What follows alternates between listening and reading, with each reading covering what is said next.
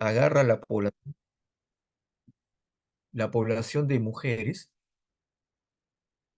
nos damos cuenta que la infección en este grupo de mujeres fue producida cuando ellas tenían una sola pareja, es decir, eran monógamas en ese momento, no tenían ningún otro factor de riesgo. Las mujeres en el hospital que tengo, debo tener entre 1.500 y 1.700 mujeres en tratamiento, no pertenecían a la comunidad gay, no eran lesbianas, no eran bisexuales, no eran transexuales, eran heterosexuales en ese momento y solo tenían una pareja. Eso significa que no hay grupos de riesgo como tales. Hay grupos que sí van a tener una mayor prevalencia, pero hoy por hoy cualquier persona pudiera infectarse. Uy, esto no pasa, ya está. Y solamente para recordar, el VIH es una infección que ataca sobre todo las células que expresan un receptor que se llama CD4. Esto puede ser los macrófagos, las células los linfocitos, las células dendríticas y todas aquellas que expresen CD4, pero sobre todo las células T helper que están en el torrente sanguíneo y las cuales son el director de orquesta para la inmunidad celular. Y entonces la inmunidad va bajando en su potencia, en su actividad, y van apareciendo infecciones oportunistas que a la larga van a producir la muerte de la persona que está en, uy, ¿qué es esto? Tenemos que admitirlo, ya está. De la persona que está con VIH, y esto era la historia natural de la infección. Eh, pero hay que ponerlo en su contexto. Gracias ahora a la terapia antirretroviral que es tan efectiva en estos pacientes y que rápidamente los vuelve indetectables, es hoy por hoy que una persona se calcula con VIH pudiera vivir fácilmente más de 60 años post-terapia. Eso significa que va a probablemente fallecer de anciano como todos los demás, ¿no? Si es que antes, lógicamente, no tiene un accidente. Pero la terapia es tan efectiva que va a vivir mucho más de lo que antes vivía. Pero eso los pone, lógicamente, también a muchas enfermedades degenerativas. Es por eso que el rostro de las personas viviendo con VIH va cambiando en el tiempo y también van envejeciendo. Ahora, uno pudiera decir, esta, uy, no avanza, vamos a poner acá, siguiente,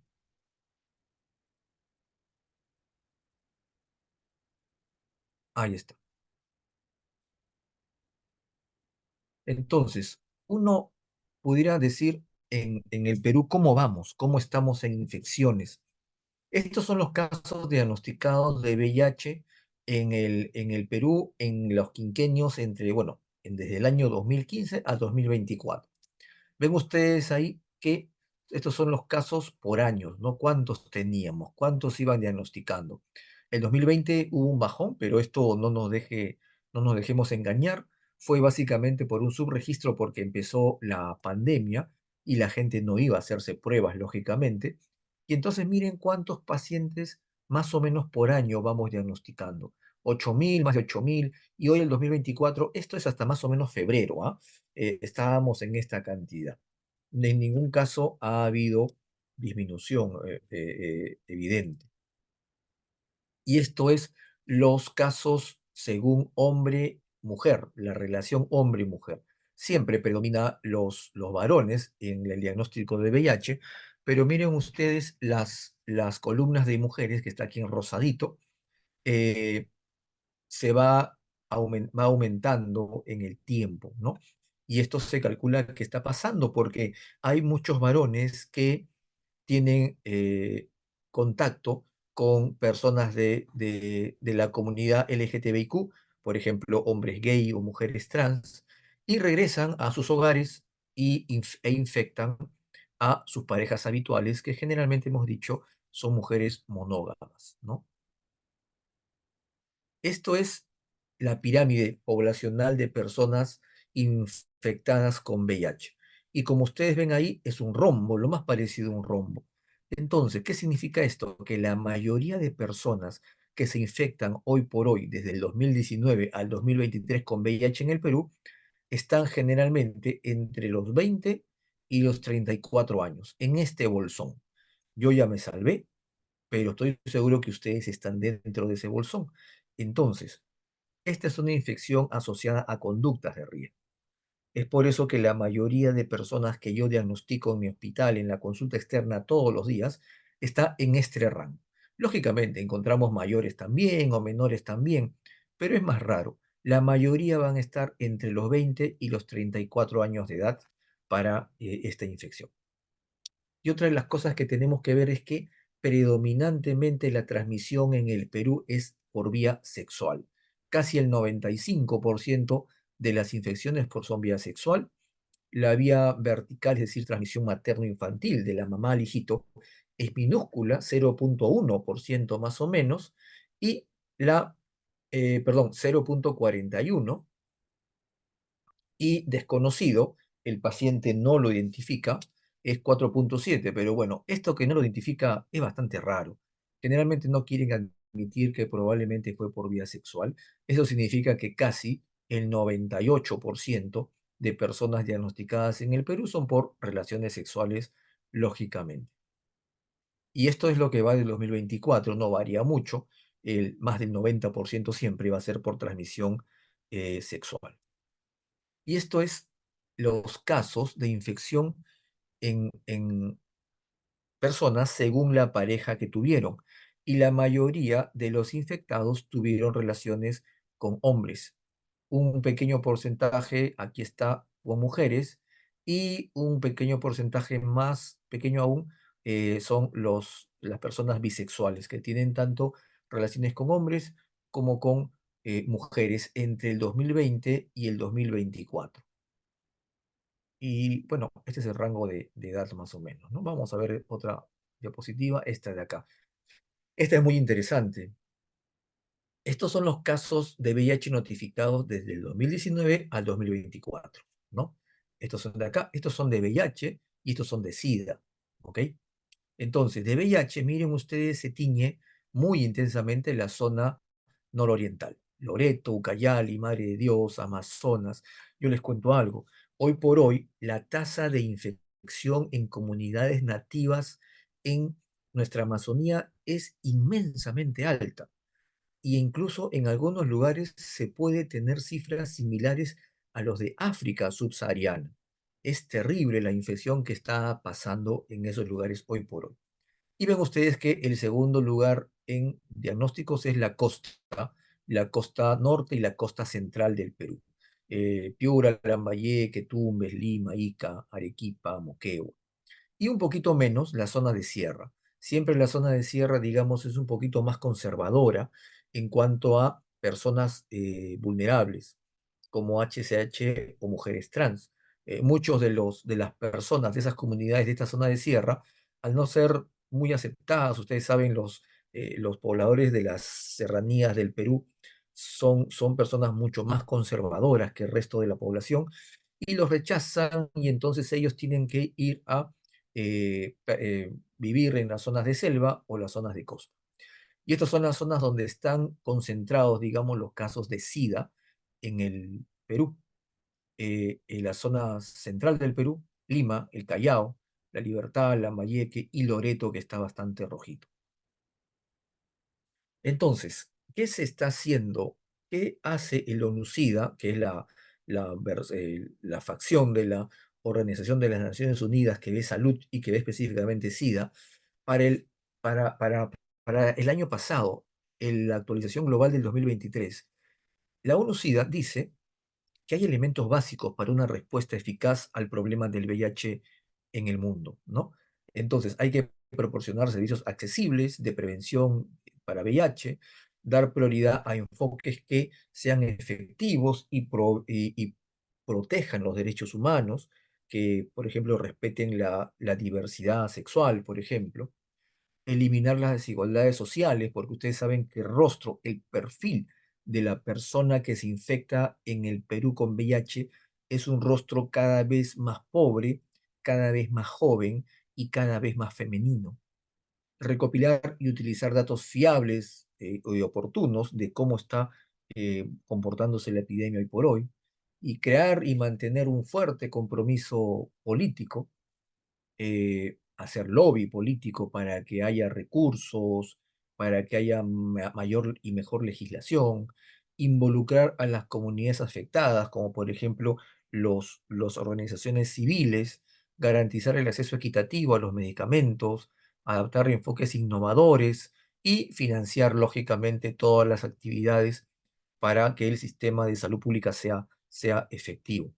Entonces, ¿cuáles son las estrategias que se ha propuesto para que la epidemia de VIH en el mundo calme?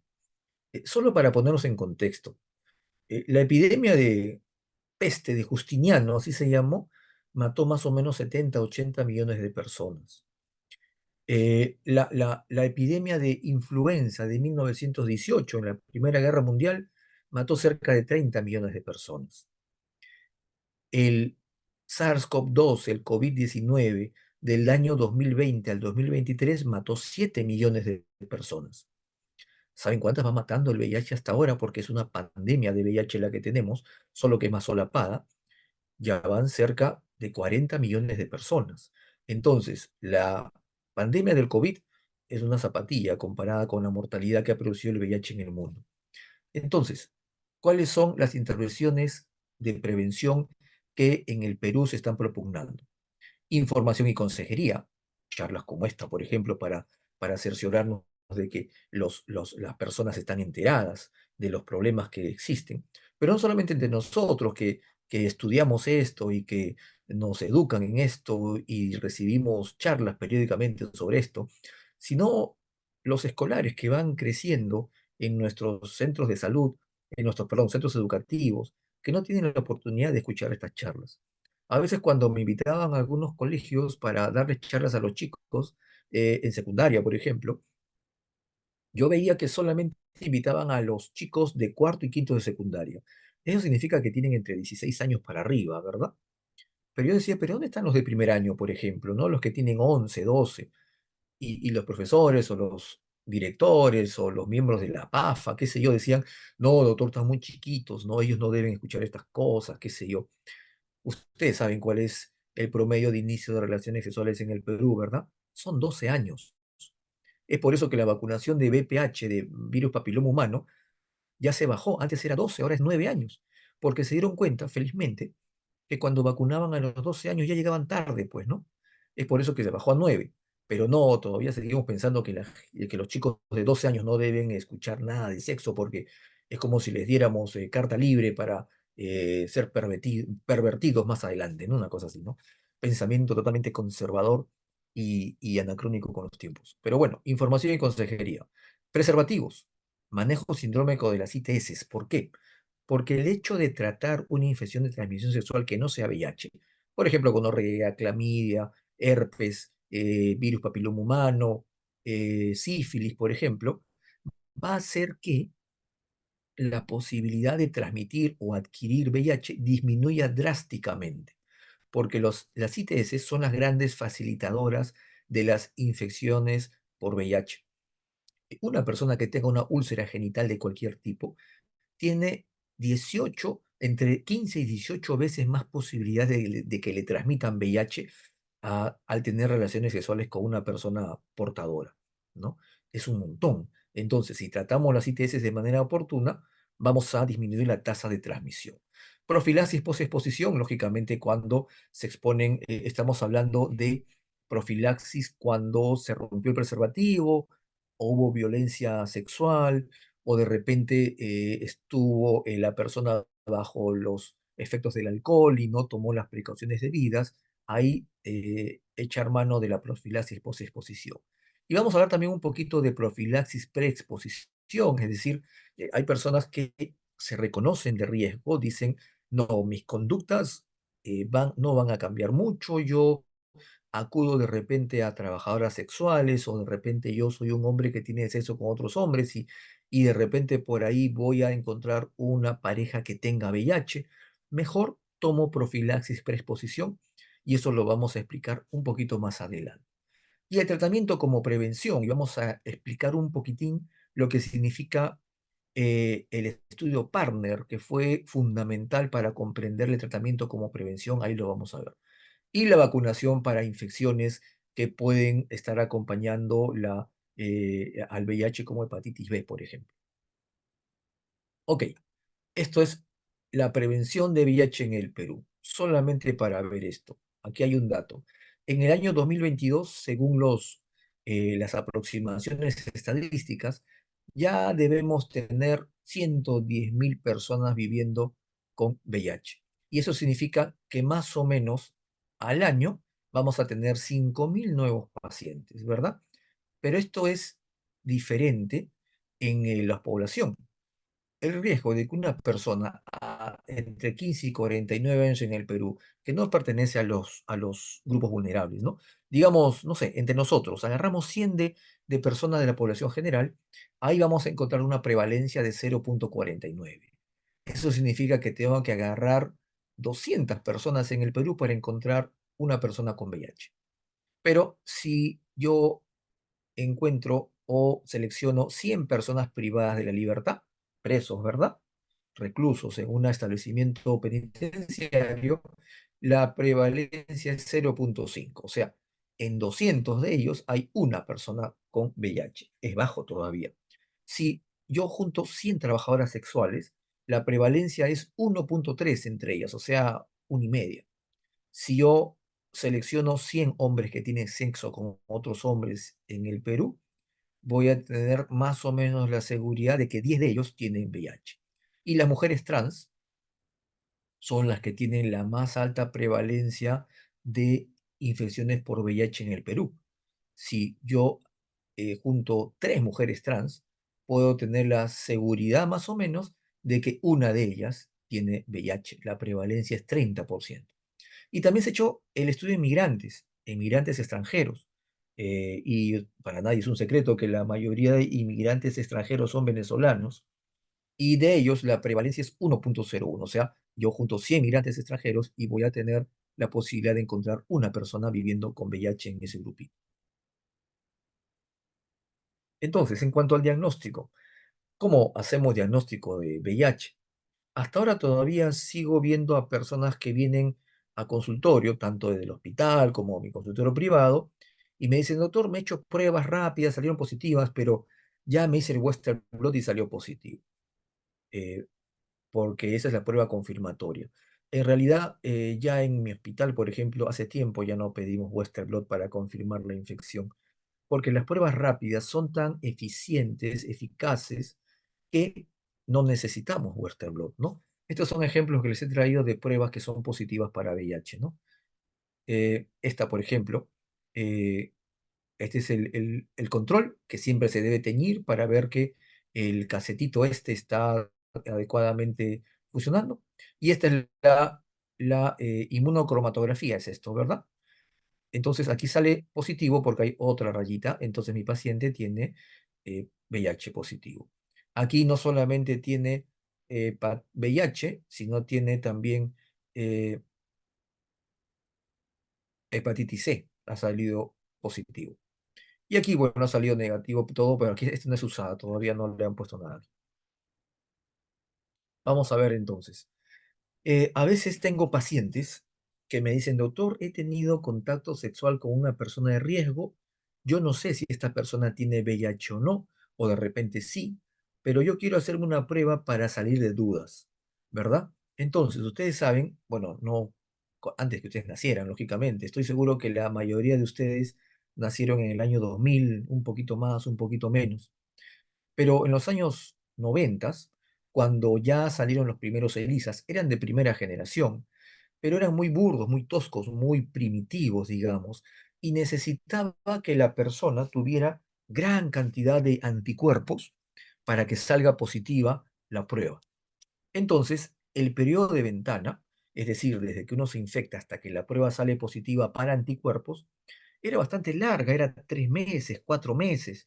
Imagínense uno viviendo con incertidumbre si el contacto sexual que tuve en enero en abril voy a esperar, en abril todavía voy a esperar a ver si sale positivo. Era terrible eso, porque eran ELISAs de primera generación. Los de segunda generación lo bajaron a 30 días y felizmente ahora los ELISAs de cuarta generación, que dosan tanto anticuerpos como antígenos P24, que aparecen más o menos a partir del día 10 o 12 en adelante, han hecho que el periodo de ventana disminuya ostensiblemente. Y ahora aceptamos que el ELISA de cuarta generación puede diagnosticar el VIH más o menos a partir de la segunda o tercera semana. Entonces, al mes, una prueba rápida, por ejemplo, como la que vimos hace un ratito, tiene una sensibilidad de casi 98% para diagnosticar VIH. Y el antígeno P24, que aparece primero, ahí está, y la carga viral, que lógicamente aparece generalmente después del 10.º día de infección. Entonces, yo puedo escoger generalmente un ELISA de cuarta generación, si es que pasó más tiempo, o si estamos dentro de los 10 días y queremos salir de dudas, una carga viral. Entonces, cómo diagnosticamos en mi servicio, por ejemplo, una VIH? Mi paciente se toma una prueba rápida, sale positivo, ahí está, se tiñeron las dos columnas. eh, Le hacemos otra prueba rápida de otra marca, de otro fabricante, para que los antígenos que están en la casetito sean diferentes. Y si otra vez sale positivo, yo ya tengo diagnóstico de VIH. Si yo le hago una prueba rápida y sale positiva, y le hago un ELISA de cuarta generación, o le hago una electroquimioluminiscencia, o le hago quimioluminiscencia, y sale positivo, yo también tengo diagnóstico. Pero hay casos en los cuales estoy de repente en una región muy alejada, estoy en el Datén del Marañón, estoy en Puerto Zúngaro, en la selva baja de Huánuco, y yo no tengo ELISAs para hacer de repente. Entonces, yo incluso puedo tener solo una prueba rápida, pero más una clínica sugerente de VIH, yo también debería iniciar la atención integral sin demora ante la posibilidad clínico-laboratorial. Y esto es lo que dice la norma técnica sanitaria del país, del Perú, ah, y que ha sido puesta autorizada con resolución ministerial. Te dice, haces una prueba de tamizaje, una prueba rápida.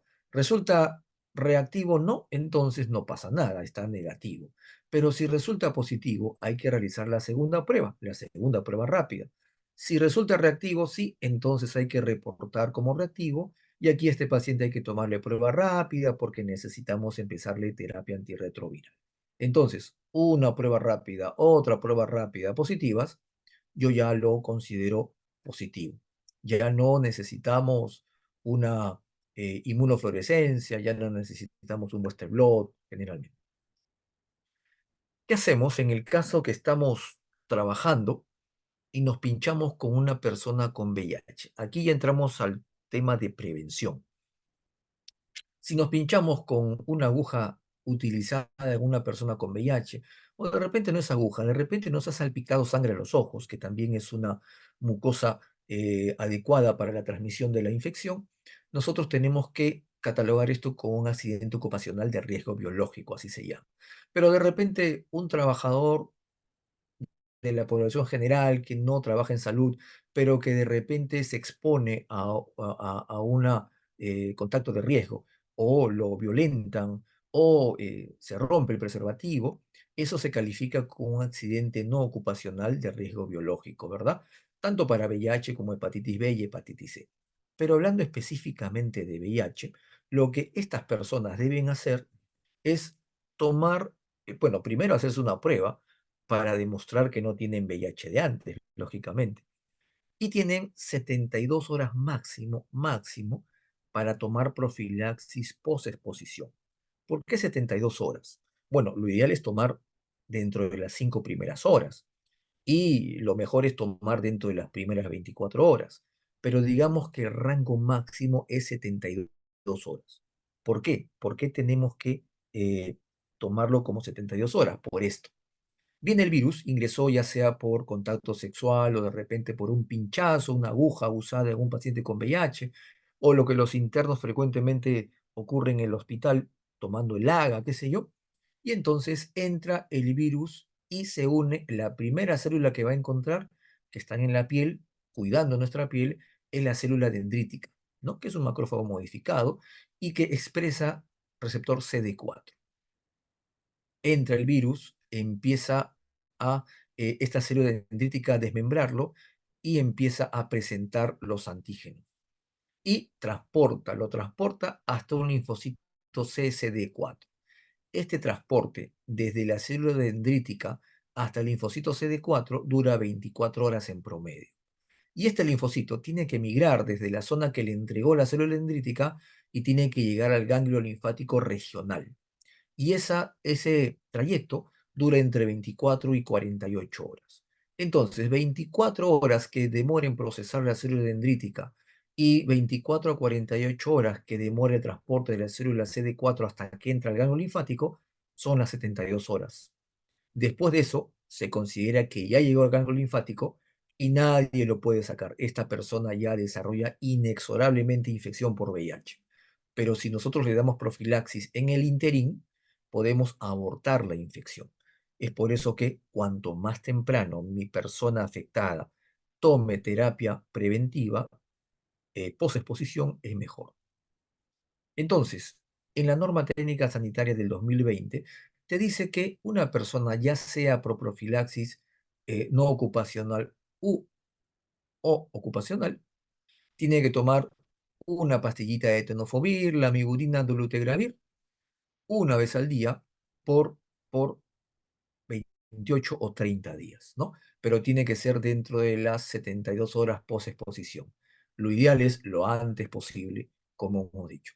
Pero si viene una persona a los 4 días, 5 días, ya no, pues ya no tiene ninguna razón de darle profilaxis porque ya pasó el tiempo en el cual la célula CD4 ya llegó al ganglio y ya no vamos a lograr nada. Pero ahora, en el Perú ya se empezó a dar profilaxis preexposición. ¿Qué es eso? Esto es una terapia preventiva, ¿verdad? Esta es una combinación, se da generalmente tenofovir más entricitabina. No es el targa completo, ¿ah? La terapia antirretroviral completa se usa para profilaxis posexposición. Para profilaxis preexposición se han hecho estudios con dos fármacos, el tenofovir y la entricitabina mezcladitos en una sola pastilla. Y cuando uno toma esto, vamos a explicar más adelante cómo, reduce más del 90% de posibilidades de que una persona adquiera VIH por una relación sexual con una persona reconocidamente con VIH, ¿no? Lógicamente, esto es una estrategia de prevención combinada, no solamente se toma el fármaco, sino que hay que aconsejar al paciente y entrenarlo en prevención, darles preservativos, lubricantes y ofrecerle pruebas de tamizaje para VIH periódicamente. Entonces, se hicieron algunos estudios. El, el- el estudio más digamos, conocido es el Hypergate, ¿no? Que se le dio a personas que iban a tener incluso contactos eventuales. ¿Cómo es esto? A ver, supóngase que yo digo, ¿sabes qué? De aquí a unos días es mi cumpleaños, así que yo me voy a premiar con una visita a una trabajadora o trabajador sexual. Pero yo no quiero usar preservativo, no me da la gana de usar preservativo, pero esta persona puede tener VIH o de repente ya tiene VIH comprobado. Entonces, ¿qué hago? Yo voy a usar, por ejemplo, tenofovir intricitabina 2 a 24 horas previas a mi contacto sexual. Por ejemplo, yo me he programado que para este sábado, mañana es sábado, no, pasado mañana, ¿no? Que para pasado mañana yo voy a tener contacto con esta persona. Entonces, desde 2 horas antes del contacto o 24 horas previas, se toma dos pastillitas de tenofovir intricitabina. Se tiene el contacto sexual y a la misma hora, al día siguiente que tomé mis dos pastillitas, tomo otra pastillita de tenofovir intricitabina. Y a las 48 horas del contacto, otra pastillita. En total, cuatro.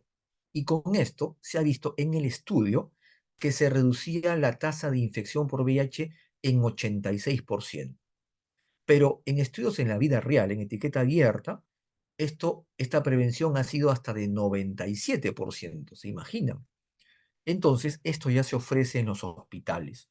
Se ofrece a las personas que, por ejemplo, te dicen, ¿sabe qué, doctor? Yo no tengo VIH, pero mi pareja, y somos una pareja estable, tiene VIH y yo no quiero usar preservativo y se les da tratamiento, se les da esta pastillita. Oye, esto no pasa. Entonces, ¿en quiénes se usa PrEP? No en todas las personas. Por ejemplo, si yo no tengo factores de riesgo, probablemente no tenga necesidad de tomar. Quienes sí debieran verla, pasar la evaluación y ver si tienen necesidad de tomar. Las personas que tienen una pareja sexual con VIH sin supresión viral. Y esto es muy importante entenderlo. Sin supresión viral, o sea, tiene carga viral detectable, es decir, probablemente no toma terapia antirretroviral o no sabe si está tomando terapia antirretroviral o está fallando su terapia antirretroviral. O ha usado PEP por una exposición sexual. Por ejemplo, yo tengo pacientes que vienen los lunes y te dicen, doctor, el sábado estuve con alguien y no usé preservativo, quiero tomar mi profilaxis post-exposición. Y tienes que darle, pues, ¿no? El próximo lunes otra vez viene, ¿sabe qué? El sábado otra vez tuve. Entonces ya casi le continúas toda la vida, ¿no? Entonces, cuando uno ha tenido ya una profilaxis post-exposición y tienes otra y otra, lo mejor es tomar PrEP para que no estés tomando como si tuvieras VIH y tomando terapia antirretroviral toda la vida. O cuando tiene uso irregular de preservativos, te dice, ¿sabe qué, doctor? Yo no quiero usar preservativos, pero tengo contactos de riesgo, le damos. O cuando tiene una pareja sexual con alto riesgo de infección por VIH. Un ejemplo clásico es, doctor, yo tengo mi pareja que es una mujer trans y que ella a su vez tiene eventualmente otras parejas y entonces yo no quiero infectarme y entonces toma porque está con una persona con alto riesgo de infectarse con VIH. O tiene un antecedente reciente de una infección de transmisión sexual. Por ejemplo, te dice, yo he tenido gonorrea hace unas semanas y el mes pasado tuve sífilis, entonces tú asumes que esta persona tiene muchos contactos de riesgo y en una de esas no solamente le vuelven a pegar gonorrea o le vuelven a pegar sífilis, sino tiene la mala suerte de que le infecten de VIH. Entonces también le puedes dar. Si no tiene ninguno de estos riesgos, lo más probable es que no necesite tomar profilaxis preexposición. Pero ya dijimos que este es un paquete. Consejería, preservativos, lubricantes, tamizajes, todo viene acompañado. Y este es el estudio Partner, porque la mejor forma de prevención de transmisión de VIH hoy por hoy es el tratamiento. El tratamiento como prevención se llama. ¿Eso qué significa? Que la mejor forma de prevenir que una persona con VIH transmita a otras personas es darle tratamiento y mantenerla indetectable. ¿Cómo se entiende esto? Yo les explico el estudio Partner. Este estudio Partner lo pueden ver acá, ¿no? Yo les aconsejaría que lo lean. Eh, el estudio se llamaba Actividad sexual sin condones y riesgo de transmisión de VIH en parejas cero diferentes o cero discordantes, cuando la pareja VIH positiva está usando terapia antirretroviral supresora. Un poco largo el título, yo se los explico. Este es un estudio hecho en 2016. Entonces, publicado en 2016, pero empezó mucho antes. Los investigadores dijeron, oye, ¿sabes qué? Yo tengo parejas cero discordantes. ¿Qué significa cero discordante? Que un miembro de la pareja tiene VIH y el otro no tiene, ¿verdad? Entonces dijeron, ¿qué tan frecuente es que si la pareja que tiene VIH toma terapia antirretroviral y está indetectable de transmitir VIH a su pareja que no tiene VIH?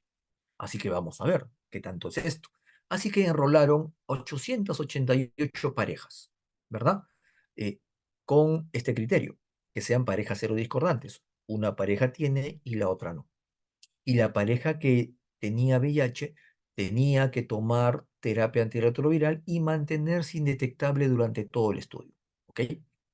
Y la otra persona no debía tomar nada, pero cuando tuvieran relaciones sexuales no debieran usar preservativo. Ok. Entonces se enrolaron, 61% de las parejas eran heterosexuales y 38% de las parejas eran hombres que tienen sexo con otros hombres. Ya está.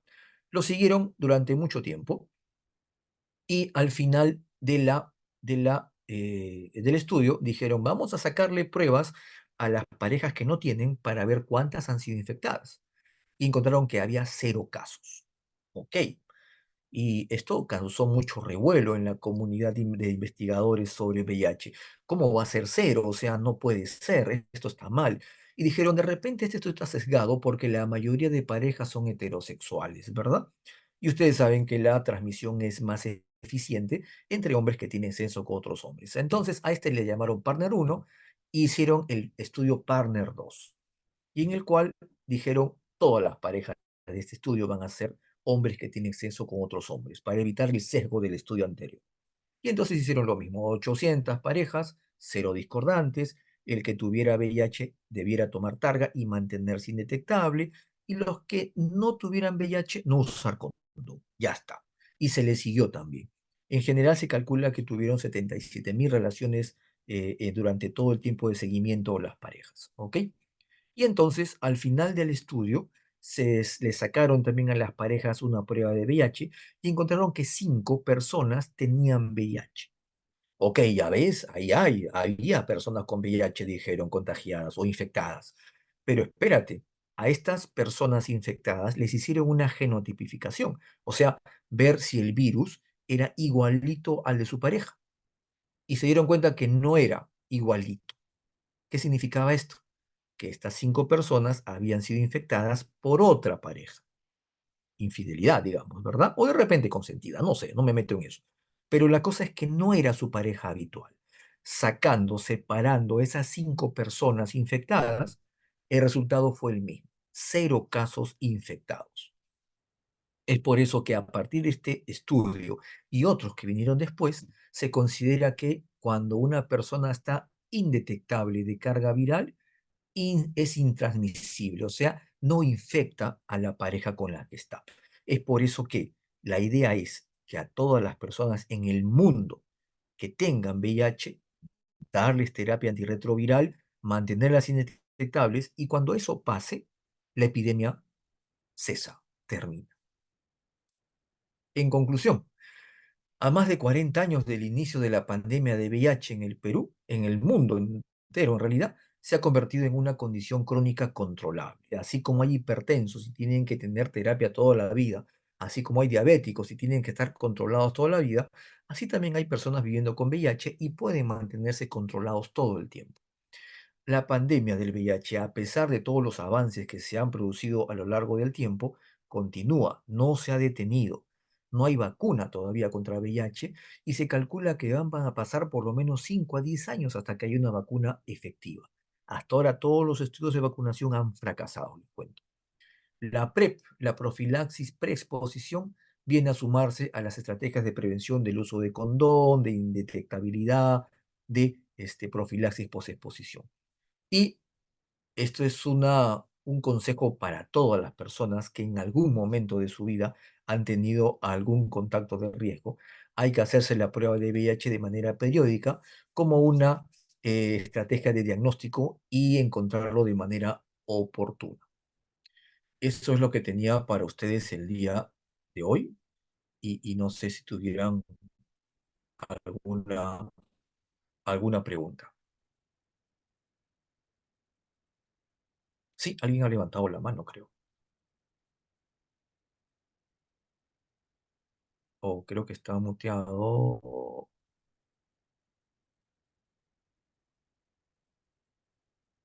Doctor, buenas noches. ¿Me escucha? Sí, te escucho. Buenas noches.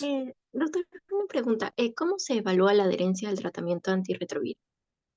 Ah, esa es una pregunta que todavía no tiene una respuesta adecuada, te cuento. Hay scores que cuando uno atiende personas viviendo con VIH, no solamente es la atención médico-paciente, sino también enfermera-paciente. ¿Han visto ustedes en los programas de control de tuberculosis que siempre está el médico y la enfermera? En los programas de VIH también es similar. Y la enfermera les aplica unas cuantas preguntas con las cuales evalúa la adherencia o no. Esto no es tan, digamos, efectivo en el 100% de casos porque la persona puede mentir. Hay algunas otras cosas que han empleado, como por ejemplo cajitas o los envases de fármacos, que cada vez que lo abres se marca, ¿no? Plac, lo han abierto una vez, 2 veces, 5 veces, y entonces significa que si en una bolsita para un mes Lo has abierto 20 veces, significa que solamente has tomado 20 pastillas de 30. Pero básicamente es conversando y haciendo algunas preguntas clave a las personas viviendo con VIH, pero esto nunca es exacto. No hay un método 100% infalible para saber quién es 100% adherente y quién.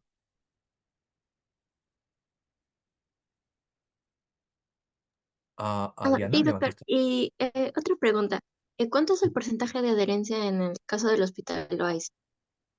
Ok, hemos hecho un estudio ya hace algún tiempo sobre la adherencia y es más del 80%, pero no llega a 100%. 80% para nosotros es el promedio que se tomó en ese estudio. Sí, Ah, ok. Muchas gracias, doctor. ok.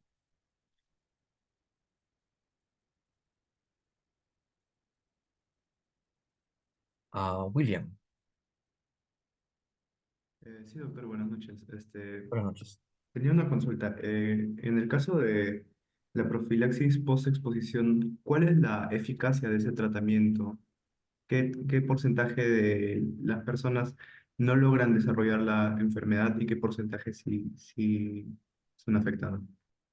Ok, es de 85%. Ese es lo que se calcula en los estudios que se han llevado adelante. Pero déjame decirte algo. Por ejemplo, a veces las personas que se pinchan o que tienen contacto sexual están muy aprensivas y dicen, no, yo soy tan piña que yo voy a salir infectado. La posibilidad por una, una relación sexual de infectarse con VIH de una persona que tiene carga viral no las que toman terapia antirretroviral, sino que está, por ejemplo, 4%. Esa es la posición sexual. Eso quiere decir que para yo estar, tener más o menos 40 relaciones sexuales, ¿no? Pero de ese 0,4%, la terapia antirretroviral profiláctica disminuye el 85%. O sea, al final, el riesgo de infectarse con la terapia preventiva es 0,0005 más o menos. Bastante bajo.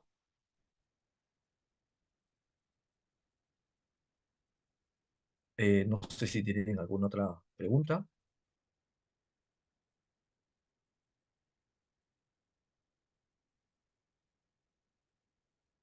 Solamente para que sepan, en muchos hospitales hay eh, pruebas gratuitas para VIH. En mi hospital, por ejemplo, pueden ir en cualquier momento desde las 8 de la mañana hasta las 4 de la tarde. Hay pruebas rápidas gratuitas para todo el mundo en VIH, hepatitis B, hepatitis C y sífilis, para que puedan llevar a algún paciente que tengan, algún familiar de repente, o nosotros mismos para hacernos un screening. Eh, Caballero,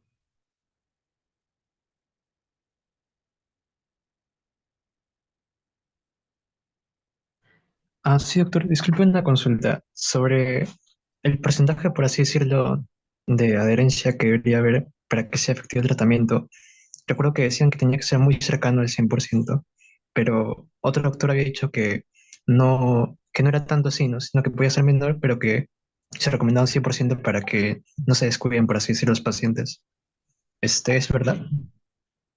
sí, en realidad sí. Felizmente no necesitamos el 100%, pero sí se aconseja que sea más del 95% en todos. Pero yo te digo algo, un secreto que se va a quedar entre los dos. Se ha hecho estudios que de los 7 días de la semana, por lo menos toma 4 y ya está. Está bien bacán con eso. Lógicamente no le digan a los pacientes porque van a empezar a tomar de lunes a viernes y van a dejar de tomar el fin de semana.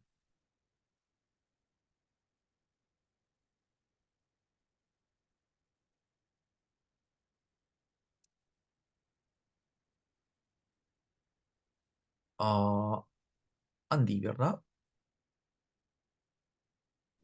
O Sí, doctor, ¿qué tal? Buenas noches. Quería consultarle en caso de un paciente o una persona que ha tenido un accidente laboral mientras que está trabajando y se ha pinchado, el post que ya lo tomó un mes, ¿cuánto es el tiempo de periodicidad que se tiene que volver a hacer la prueba o cuántas veces se hace de nuevo? para confirmar Ok. que es negativo.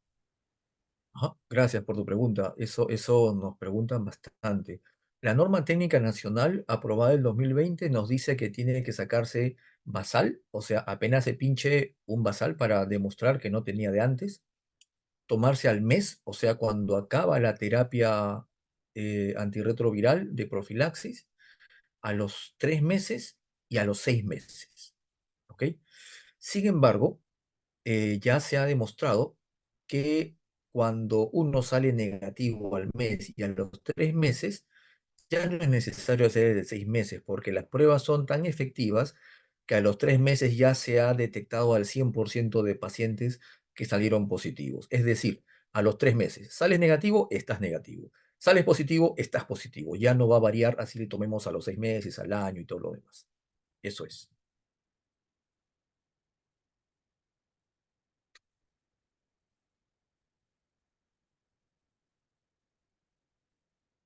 Gracias, Andy. Viene Ah, una pregunta por el chat, doctor, antes de María. Milagros nos pregunta si el tratamiento Targa ha variado en los últimos años. ¿Ha habido alguna resistencia del virus al tratamiento? gracias, Milagros, por tu pregunta. Sí, es muy interesante. Definitivamente ha habido variaciones, variaciones fundamentales, variaciones que la gente que hoy por hoy empieza a tomar terapia antirretroviral no lo nota, pero una persona que viene tomando desde el 2004, por ejemplo, definitivamente lo va a notar. Al principio de la terapia era una terapia bastante tóxica, ¿ah? Pero tenía que darse porque era lo único que había, o sea, o tomabas o te morías, no había mucho de dónde escoger. Y esa terapia que usábamos al principio, sidobudina, lopinavir, ritonavir y todo lo demás, producía varios efectos secundarios. Producía lipodistrofia, pues, producía aumento de triglicéridos, aumento de colesterol malo, producía aterosclerosis, producía eh, obesidad abdominal. Es decir, el paciente no fallecía de VIH, pero tenía eventos cardiovasculares un montón. Eso ahora ha ido cambiando en el tiempo y cada vez los medicamentos que han salido han sido más metabólicamente amigables. Es por eso que ahora ya no vemos lipodistrofia, ya no vemos aumento de triglicéridos, es muy bien tolerado, es muy noble con el hígado, todo bien. Y entonces una persona que es muy adherente puede mantener esa terapia toda la vida. Sin embargo, ustedes saben, hay pacientes y pacientes. Hay pacientes que no son muy adherentes y entonces cuando el virus es expuesto a cantidades subóptimas del fármaco o simplemente deja de tomar el paciente, empieza a mutar porque este virus es nuevo para la especie humana y muta mucho cuando se replica. Y esa mutación le puede dar resistencia al fármaco que estaba tomando. Eso significa que tenemos que cambiarle de otro esquema y otro esquema y entonces eso produce resistencia. Y lo malo es que este paciente que tiene un virus resistente, cuando infecta a otra persona, ya le transmite el virus resistente desde la primera etapa. Entonces, no nos conviene que los pacientes dejen la terapia porque cada vez se va a crear más resistencia y los nuevos esquemas se van a empezar a estropear. Tan igual como pasa con los antibióticos cuando los usamos de manera irresponsable, ¿no? Y ahora la pregunta de María Balbas, ¿sí? Sí, doctor, buenas noches. Quería consultar sobre cuál es la razón específica por la cual se recomienda tomar esta terapia profiláctica para el VIH durante un mes en específico. Sí, en realidad se calcula que durante ese mes todavía pudiera uno tener la posibilidad de que algún tipo de virus haya quedado por ahí remanente. Algunos de ustedes saben que tienen periodo de latencia y entonces puede ser que alguno de los virus no haya replicado, no se haya unido a una célula CD4 y por eso el influjo constante y permanente durante todo el mes del fármaco para que si se le ocurre despertarse no tenga la posibilidad de unirse. Ese es el tiempo, en realidad el tiempo máximo que se ha calculado, esos son 15 días. Pero, ¿quién dice que por ahí dura más? Es por eso que la terapia dura generalmente un mes.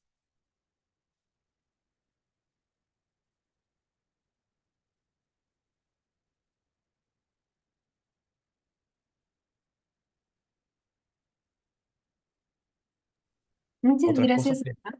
ok, sí, otra cosa que tengo que decirles es que hoy por hoy las mamás con VIH dan a luz hijitos sanos E incluso ya cuando son indetectables ni siquiera se necesita hacerles cesárea, ¿no? Eso es algo que también deben conocer para que puedan orientar a sus pacientes.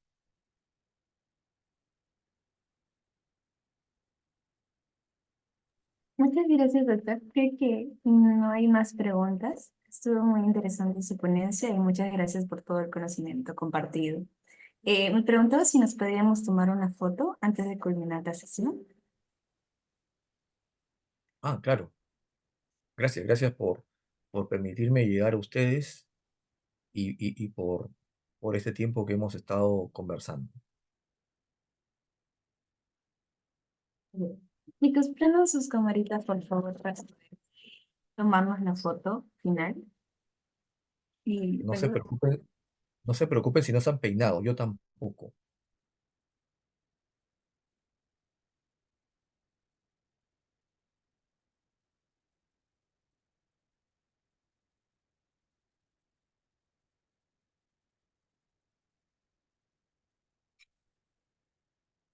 Una recomendación para sus presentaciones, ponencias online, cuando se presente la oportunidad. Siempre pongan su cámara contra la pared, ¿sí? Uno no sabe nunca lo que puede pasar detrás.